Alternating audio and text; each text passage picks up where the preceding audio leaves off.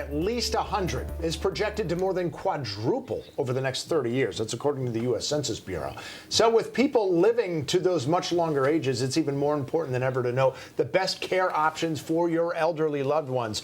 Joining us now with Assisted Living Services is Mario D'Aquila. Joins us every year to talk about this because we do need to talk about this every year. Good to see you again. Hey, good to see you too. Yeah. Thanks for having me today. Glad to have you here. First things first, let's get into those warning signs that you might just sort of dismiss as normal aging, but those are signs that it looks like maybe your loved one is going to need another level of care, whatever that is. Sure. You know, oftentimes when, our parents or grandparents age, there's some warning signs we want to keep an eye out for because senior care options either happen very quickly where you need them or, they progress over time, right? So things you should keep an eye out for are forgetfulness and confusion, difficulty performing tasks around the home, not keeping up with hygiene, and physical appearance. Right. That's really important. As well as really forgetting where things are around the home. Where's my fridge? Where's my, kitchen? Where's the restroom? I need some You're not reminders. just talking about losing your keys every now and then. Exactly. You said like you forget where the fridge is. That's exactly. Forgetting to take medications, not keeping up with your medical appointments, and even finances, right? Yeah. Folks not paying bills and things like that. So those are some of the signs to look for. Thankfully, there's a lot of different options. Let's just walk through some of them. We've got a number. We'll get to as many as we can. The first thing we want to talk about is sort of non-medical in-home care. Sure. So non-medical home care, and I'm going to split this into two kind of segments, right? Sure. So there's home care, which is the kind of broad overview segment, and there's non-medical home care, skilled home care, and then hospice. So non-medical home care is when you need somebody to help your loved one age in place. They need some help with activities of daily living, cooking, cleaning, need assistance with hygiene, toileting, chores around the home, maybe escorts to doctor's appointments, and then maybe more comprehensive needs like needing help bathing and showering as well.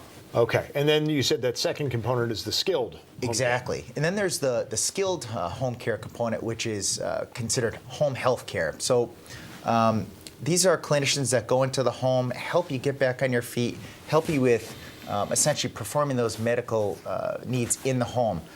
Registered nurses, occupational therapists, speech therapists, physical therapists as well, helping you to get on your feet, helping you to age in place with those health needs. So they help with all that. We'll get to hospice in a second because we do have more options too. Outside of the home, if you can't do it inside the home, of course, assisted living facilities are a good option, you'd say? Definitely. So there's a host of different options for, I would say, senior living, right? So there are assisted living facilities, which are essentially, facilities where you can live independently, but they also have sort of a quasi-medical component since they have a registered nurse on staff. Okay. And they provide meals as well as, a great place to stay.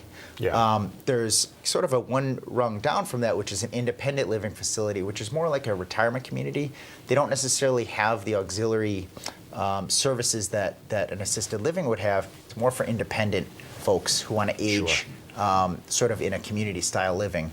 And then there's a CCRC, right, which is the best of all worlds, right? It has the assisted living component into it, as well as potentially linked with a rehab center, so that if you have a medical need, you can go there, they can get you back on your feet, and then go back to your assisted living. And then lastly, hospice. And then hospice. So hospice is a fantastic benefit from Medicare, actually. A lot of people don't know that Medicare can cover the cost for this. It's a 6-month benefit, and it's really to help people at the end of life, right?